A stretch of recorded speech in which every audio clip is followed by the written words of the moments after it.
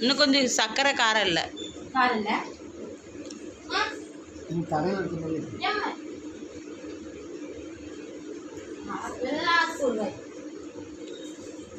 அந்த கரண்டியில விட்டுட்டு எல்லாரும் நாக்கில விடுற கரண்டி கழுவணும்.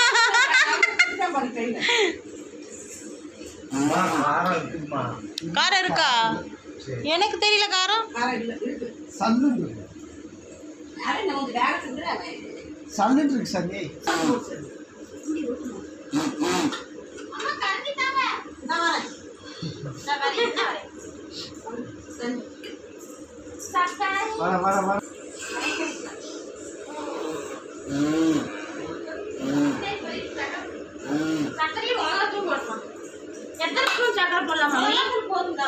மிளகாத்தூள் 2 ஸ்பூன் போடாதீங்க.